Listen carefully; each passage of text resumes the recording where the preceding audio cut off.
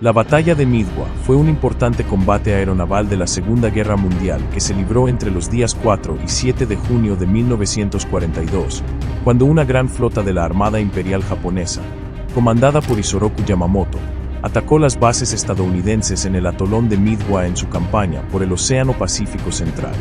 La Armada de los Estados Unidos, bajo el comando de Chester Nimitz, aprovechó la información de inteligencia con que contaba para emboscar a los japoneses y causar daños devastadores a su marina de guerra. La derrota japonesa detuvo la expansión del Imperio japonés en la región del Asia-Pacífico y constituyó el punto de inflexión en el desarrollo de la guerra. La batalla se caracterizó por una sucesión de errores por parte de ambos bandos, que mantuvo incierto el resultado, hasta que una serie de causas fortuitas llevaron a la victoria estadounidense.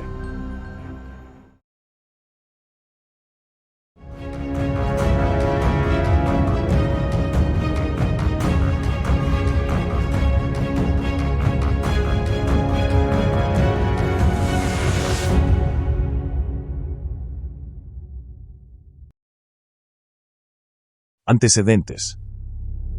Tras lanzar su ofensiva expansionista en el este y sudeste asiático, el Imperio del Japón alcanzó rápidamente sus principales objetivos estratégicos al capturar Hong Kong, las Islas Filipinas, Malasia, Singapur y las Indias Orientales Neerlandesas, actual Indonesia, cuyos yacimientos petrolíferos eran de gran importancia para Japón. Una vez asegurado este territorio, en enero de 1942 se comenzó a planificar una segunda fase de operaciones.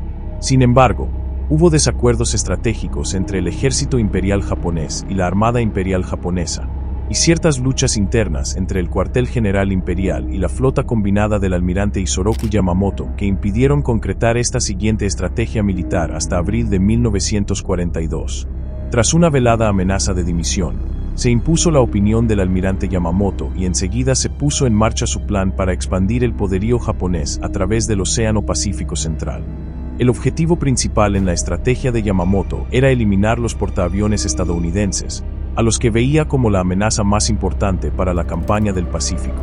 Esta preocupación se acentuó después del 18 de abril de 1942, cuando la incursión Doolittle bombardeó varias ciudades japonesas, entre ellas Tokio.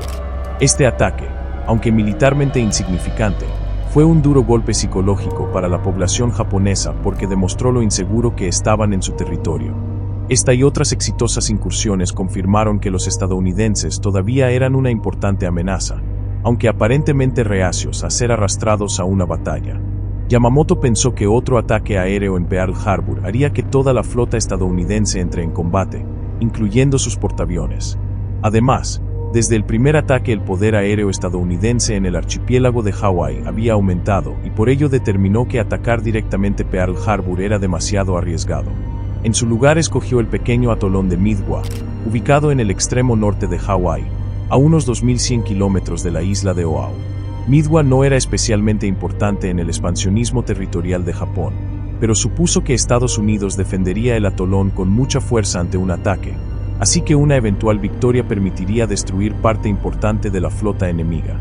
Efectivamente, esta isla era estratégicamente importante para los estadounidenses y tras las batallas establecieron allí una base que permitía a los submarinos que operaban desde Pearl Harbor surtirse de combustible y provisiones. Así, su radio de operaciones se extendía hasta 1.900 kilómetros. La pista de aterrizaje en Midway también servía como punto de escala para los bombarderos que se dirigían a la isla Wake. Operación Mi. Las estrategias navales de Japón fueron excesivamente complejas durante la Segunda Guerra Mundial, y el plan de batalla de Yamamoto para Midway, la Operación Mi, no fue la excepción. Este plan requería la coordinación cuidadosa y oportuna de muchos grupos a cientos de kilómetros en mar abierto. Su diseño consideró datos de inteligencia que sugerían que el USS Enterprise y el USS Hornet eran los únicos portaaviones estadounidenses disponibles en la flota del Pacífico. En la batalla del Mar de Coral, librada un mes antes, el USS Lexington se había hundido y el USS Yorktown había sido gravemente dañado al punto que los japoneses pensaron que también se había perdido. Sin embargo, luego de una rápida reparación en Pearl Harbor, el Yorktown volvió a estar activo y jugó un importante rol en el descubrimiento y destrucción de los portaaviones japoneses en Midway. Finalmente, Gran parte del plan de Yamamoto coincidía con la idea de los demás líderes japoneses de la época, quienes creían que los estadounidenses estaban desmoralizados por sus frecuentes derrotas en los 6 meses precedentes. Yamamoto creía que era necesario un engaño para llevar a la flota estadounidense a una situación fatalmente arriesgada. Con ese fin dispersó sus buques para que todos, y particularmente sus acorazados, se mantuvieran ocultos de los estadounidenses antes de la batalla. Su grupo de acorazados y cruceros de apoyo siguió a los portaaviones del vicealmirante Chichi, Nagumo, a varios cientos de kilómetros. La misión de estos era acercarse y destruir cualquier elemento que pudiera defender Midway tras ser previamente debilitado desde los portaaviones. Lo que el almirante Yamamoto no sabía era que los estadounidenses habían descifrado uno de los principales códigos navales japoneses, apodado JN-25, por los aliados, y que permitió que se conocieran muchos detalles de la operación. El énfasis en dispersar la flota hizo que ninguna formación estuviese oportunamente disponible para ofrecer apoyo a las demás. Por ejemplo, a pesar de que se esperaba que los portaaviones de Nagumo soportaran la peor parte de los contraataques, los únicos buques de la flota que eran más grandes que los 12 destructores que los encubrían eran 2 acorazados rápidos de clase Kon, 2 cruceros pesados y un crucero ligero. Por el contrario, Yamamoto y el almirante Nobutake contenían en sus flotas 2 portaaviones ligeros, 5 acorazados, 4 cruceros pesados y 2 cruceros ligeros, de los cuales ninguno participó en la batalla. Los portaaviones ligeros y 3 acorazados de Yamamoto no alcanzaron a seguirle el ritmo a los portaaviones de la Kid Butai, y no pudieron acompañarle en la navegación. La distancia entre las fuerzas de Kondi Yamamoto y los portaaviones de Nagumo tuvo consecuencias graves durante la batalla, porque se le negó a este último la inestimable capacidad de los aviones de reconocimiento transportados por los cruceros y portaaviones, así como la capacidad antiaérea adicional que ofrecían los cruceros junto a los 2 acorazados clase Kon. Invasión de las Aleutianas. Para obtener el apoyo del ejército imperial en la operación en Midway, la Armada Imperial decidió apoyar la invasión a los Estados Unidos a través de Attu y Kiska, 2 islas aleutianas en el territorio de Alaska. El ejército las ocupó para dejar a Japón fuera del alcance de los bombarderos desplegados en Alaska. Luego de la invasión, muchos estadounidenses temían que desde allí los japoneses atacarían objetivos estratégicos y centros urbanos a lo largo de la costa oeste. El ataque a las Aleutianas, en código operacional, eliminó unidades que habrían aumentado las fuerzas defensivas de Estados Unidos. Aunque tradicionalmente se considera que la operación fue una distracción para mantener a los estadounidenses alejados del Midway, de acuerdo al plan original, el ataque a las islas y al atolón debían iniciarse simultáneamente. Pero la fuerza operativa de Nagumo se retrasó un día en la navegación y eso causó que la operación en las Aleutianas iniciara el día antes. Preludio. Estados Unidos descifra el código. Antes de la batalla, el almirante Chester W. Nimitz, comandante en jefe del área del Pacífico, tenía una importante ventaja sobre Japón, ya que los criptoanalistas estadounidenses habían descifrado parcialmente el código JN-25B de la Armada Imperial japonesa. Desde principios de 1942, Estados Unidos había estado decodificando mensajes que indicaban que pronto se llevaría a cabo una operación militar en un objetivo llamado AF. Al principio todos se preguntaban qué significaba o qué lugar era AF, pero más tarde el comandante Joseph Rochefort y su equipo en la estación HYPO pudieron confirmar que se trataba de Midway. El capitán Wilfred Holmes ideó una estratagema y a través de un cable submarino seguro le pidió a la base en Midway que transmitiera un mensaje de radio sin codificar en que se indicara que el sistema de purificación de agua del atolón se había averiado. Dentro de 24 horas, los decodificadores interceptaron un mensaje japonés que decía que AF tenía poca agua.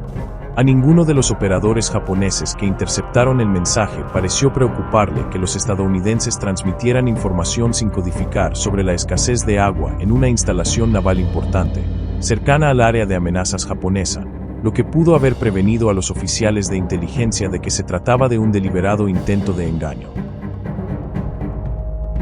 Refuerzos estadounidenses.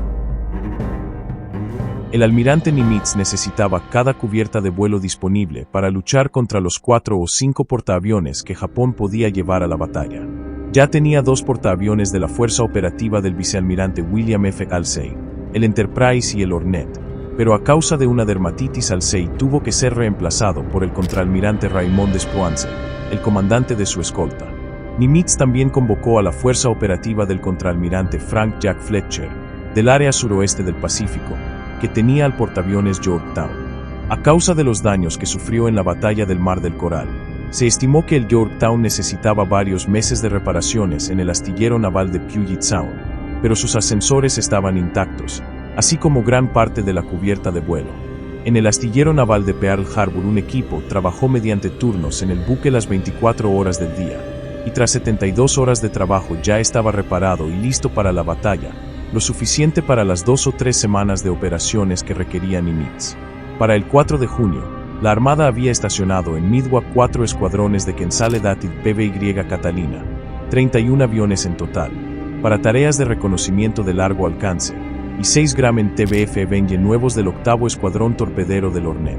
El Cuerpo de Marines estacionó además 19 Douglas SB de Dauntless, 7 F-4F-3 Wildcat, 17 Vought SB-2 Subindicator y 21 Brewster F-2 a Buffalo. La Fuerza Aérea contribuyó con un escuadrón de 17 Boeing B-17 Flying Fortress y 4 Martin B-26 Marauder equipados con torpedos. Deficiencias japonesas. Durante la batalla del Mar del Coral, el portaaviones ligero SHH fue hundido y el portaaviones Kaku recibió el impacto de 3 bombas, por lo que estaría bajo reparaciones en dique seco por meses. Aunque el portaaviones Suikaku escapó de la batalla sin daños, había perdido casi la mitad de su grupo aéreo y en el puerto de Kure estaba esperando aviones y pilotos de reemplazo. El hecho de que no hubiera suficiente tripulación disponible de inmediato puede atribuirse al fracaso del programa de entrenamiento de la Armada Imperial, que ya mostraba signos de no poder reemplazar oportunamente las bajas. Los instructores del Cuerpo Aéreo de Yokosuka fueron empleados en un esfuerzo para compensar este déficit. De este modo, la quinta división de portaaviones, que tenía los 2 más avanzados de la Kid Butai, no estaría disponible, por lo que el vicealmirante Nagumo tenía solo 2/3 de los portaaviones a su disposición, el Kaga y el Akagi de la primera división, junto al Iri y el SRY de la segunda división. Esto se debió en parte a la fatiga, ya que los portaaviones no habían detenido sus operaciones desde el ataque a Pearl Harbor, entre las que se contaban las incursiones en Darwin y el Océano Índico. No obstante, la primera fuerza de ataque navegó con 248 aviones disponibles en los 4 portaaviones. Los principales aviones de ataque que transportaban los portaaviones eran el bombardero en picado Aichi de 3-1, BAL, y el Nakajima B-5N2, Kate, que se utilizó como torpedero o bombardero de altura. El principal caza transportado era el rápido y altamente maniobrable Mitsubishi A-6M, Zero. Por varias razones, la producción del BAL se había reducido de forma drástica y la del Kate se había detenido por completo. Como consecuencia de eso, no había suficientes aviones de ese tipo para reemplazar las pérdidas. Además, muchos aviones que se utilizaron en junio de 1942 estaban operativos desde finales de noviembre de 1941, y aunque estaban bien mantenidos, algunos ya estaban desgastados y su uso era cada vez menos confiable. Esto hizo que todos los portaaviones de la Kid Butai llevasen menos aviones respecto a su capacidad total, con pocas aeronaves y piezas de repuesto almacenadas en los hangares. Los planes de reconocimiento estratégico previos a la batalla también estaban desorganizados. En parte por la prisa de Yamamoto, un piquete de submarinos exploradores llegó tarde a su posición en French Frigate Soals. Esto permitió a los portaaviones estadounidenses pasar por ese punto y alcanzar Point Lac, su punto de encuentro al noreste de Midway, sin ser detectados. Un segundo intento de reconocimiento, parte de la Operación K, iba a usar hidrocanoas Cabanisi H-8K, Emily, para explorar Pearl Harbor antes de la batalla y detectar la presencia de los portaaviones estadounidenses. Este plan se frustró cuando los submarinos que debían reabastecer de combustible a los aviones descubrieron que el punto de reabastecimiento previsto, hasta entonces una bahía desierta frente a French Frigate Soals, estaba ocupado por buques estadounidenses. No estaban al tanto porque la última exploración a esa zona se había hecho en marzo. Por todo esto, Japón se privó de conocer cualquier movimiento de los portaaviones enemigos hasta inmediatamente antes de la batalla. En sus interceptaciones de radio, los japoneses notaron un aumento en la actividad de los submarinos estadounidenses y también en el tráfico de mensajes. Esta información estaba en manos de Yamamoto antes de la batalla. Sin embargo, la planificación de la operación no cambió. Yamamoto, a bordo del Yamato, asumió que Nagumo había recibido la misma información desde Tokio y no se comunicó con él por radio para no revelar su posición. La batalla. El almirante Nagumo lanzó su primer ataque a la isla a las 4:30 del 4 de junio de 1942, con un total de 108 aviones de combate. Al mismo tiempo hizo despegar 6 aviones de reconocimiento para ir en búsqueda de la flota enemiga, y cazas Mitsubishi A6M0 para patrullar el espacio aéreo que rodeaba la zona. Las misiones de reconocimiento japonesas fueron muy poco efectivas a causa de los pocos aviones que tuvieron que cubrir extensas áreas de búsqueda y del mal tiempo. A las 6:20 los aviones de Nagumo comenzaron a bombardear Midwa y causaron grandes daños a las instalaciones militares de la isla.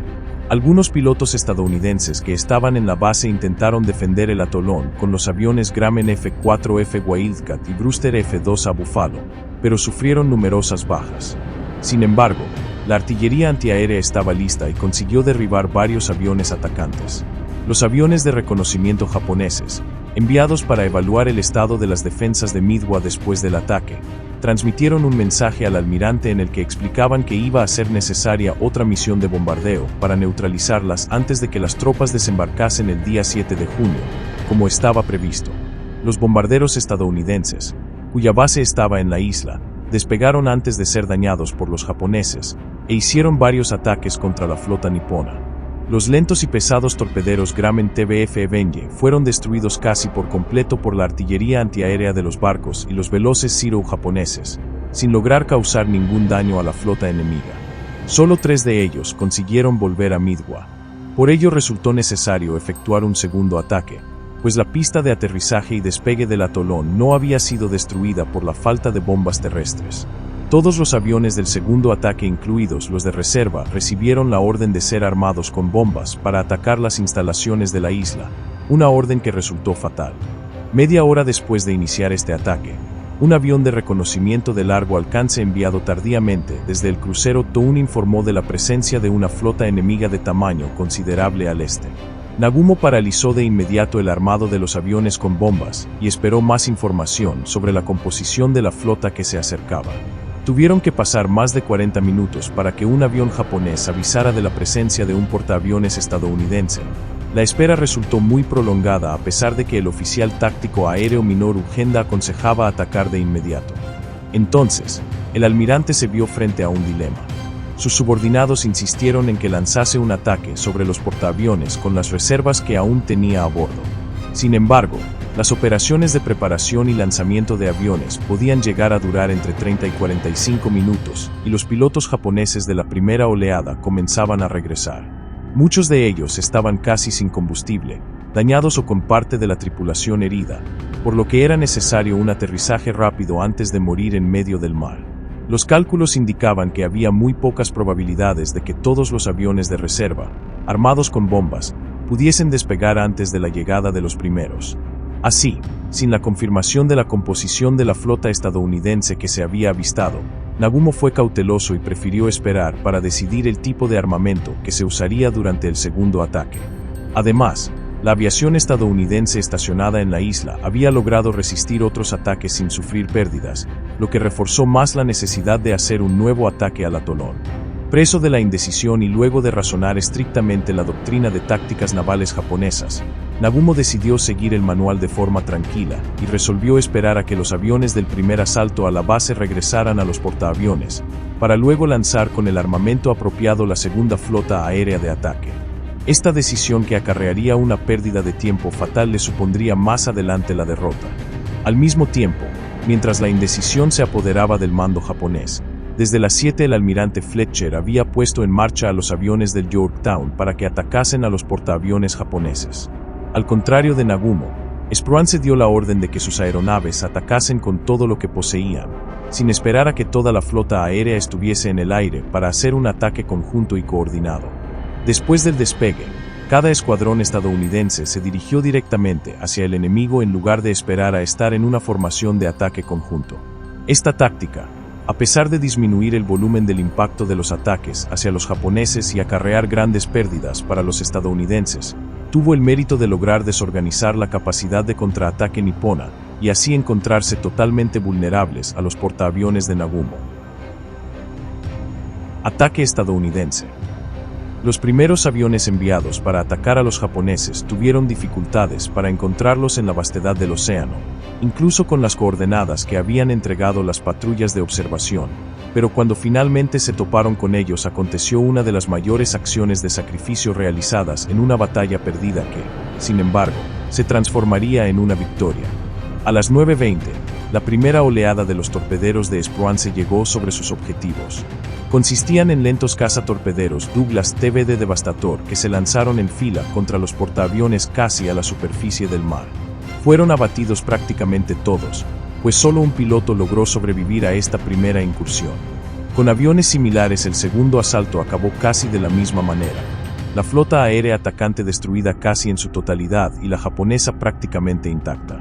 Entretanto, los pilotos estadounidenses consiguieron tres importantes resultados. Primero, obligaron a los portaaviones nipones a navegar en círculos y hacer maniobras para evitar los torpedos, lo que les impidió tomar posiciones definitivas para el lanzamiento de sus aviones. Segundo, obligaron a los Zero a gastar casi toda su munición y combustible mientras estos intentaban derribarlos. Y tercero, pusieron la escolta aérea de los portaaviones en cotas de vuelo a baja altura, fuera de posición para así intentar defenderlos de algún otro ataque. Inmediatamente después de los ataques, los bombarderos en picado americanos dirigidos por Clarence Wade McCluskey y Richard Best se aproximaron a gran altura, sin ser acosados por los cazas Zero que perseguían a los torpederos cercanos al mar. Dos escuadrones de bombarderos que atacaron en picado desde el noreste y suroeste, cayeron sobre los portaaviones enemigos, que para entonces estaban con las cubiertas llenas de aviones cargados con combustible y armados para iniciar el contraataque, en condiciones extremadamente vulnerables. A las 10:22 los bombarderos del Enterprise atacaron el Kaga lanzándose en picado sobre la nave japonesa, que no esperaba un ataque desde tanta altura, mientras que en el sur los aviones del Yorktown cayeron sobre el SRY y el Akagi, que también recibió los impactos de los bombarderos del Enterprise 4 minutos después. El ataque estadounidense sobre los tres portaaviones nipones, que duró apenas 6 minutos, fue devastador. 3 de los 4 portaaviones japoneses estaban en llamas, inoperantes y fuera de combate en gran medida porque decenas de aviones japoneses cargados de bombas y torpedos, inmóviles en las cubiertas y cargando combustible, al ser bombardeados por los estadounidenses, ayudaron involuntariamente en la destrucción de sus propios portaaviones. Contraataque japonés. El Iri, el único portaaviones japonés que se encontraba intacto en ese momento, no perdió tiempo para hacer un contraataque. La primera oleada de bombarderos japoneses dañó gravemente al Yorktown con 3 impactos de bomba que apagaron su caldera, inmovilizándolo. Sin embargo, en aproximadamente una hora, sus dañados equipos de control fueron reparados con tanta eficacia que los bombarderos de la segunda oleada creyeron que se trataba de otro. A pesar de las esperanzas japonesas de nivelar las probabilidades mediante la eliminación de 2 portaaviones enemigos con 2 ataques, la segunda oleada creyó erróneamente que habían hundido el Yorktown y que estaban atacando el USS Enterprise. Después de recibir 2 impactos de torpedos, el Yorktown quedó fuera de combate, por lo que el almirante Fletcher se vio obligado a trasladar a su personal al crucero pesado USS Astoria. No obstante, a las 17 horas el Iri fue atacado por aviones procedentes del Enterprise, que lo destruyeron tras un violento bombardeo, situación en la cual influyó el hecho que las bombas estadounidenses alcanzaran los depósitos de gasolina de aviones en la cubierta del Iri, el cual se incendió y tuvo que ser abandonado a las 21 horas, aunque no se hundió hasta la mañana siguiente.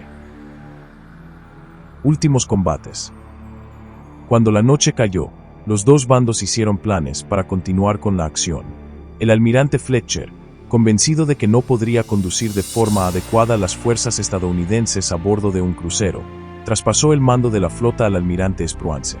Este sabía que los estadounidenses ya habían conseguido una gran victoria, pero no estaba seguro de las fuerzas que aún tenían los japoneses y estaba decidido a salvaguardar tanto Midway como el resto de sus portaaviones. Para ayudar a sus pilotos, que habían sido lanzados al ataque durante el día, siguió avanzando en dirección a Nagumo. Por su parte, y pese a las grandes pérdidas, el almirante Yamamoto decidió inicialmente continuar con sus esfuerzos para ocupar Midwa y envió sus navíos de batalla en busca de los portaaviones estadounidenses, al mismo tiempo que una flota de cruceros era desplegada para bombardear la isla. La flota japonesa no logró localizar a su enemigo en el mar. A las 2:15 de la noche del 5 al 6 de junio, un submarino estadounidense señaló la presencia de barcos japoneses a 165 kilómetros al oeste de Midwa. Spruance, que no había sido capaz de localizar el cuerpo principal de la escuadra de Yamamoto, pensó que se trataba de estos navíos y partió en su dirección. Sin embargo, era la flota enviada a bombardear Midwa, compuesta por 4 cruceros y 2 destructores, que poco después recibieron la orden de retirarse de la zona y unirse en mar abierto al resto de la flota de batalla de Yamamoto. Por la mañana, el submarino lanzó un ataque con torpedos contra los cruceros, sin éxito, pero en los días siguientes la aviación de la isla, junto a la de los portaaviones, realizó varios ataques a los cruceros, hundiendo al Mikuma y dejando gravemente dañado al Mogami. Finalmente, el general Clarence Tinker decide liderar una fuerza de LB-3088 desde Hawái contra las fuerzas japonesas en retirada el 7 de junio, muriendo cuando su avión se estrelló cerca de la isla Midwa. Si llegaste hasta esta parte del video y la información te resultó interesante o te proporcionó contenido de valor, apreciaría mucho que presiones el botón de me gusta y dejes un comentario. Esto me ayuda a que el video llegue a más personas. Además, no olvides suscribirte y activar la campanita para no perderte ningún nuevo video.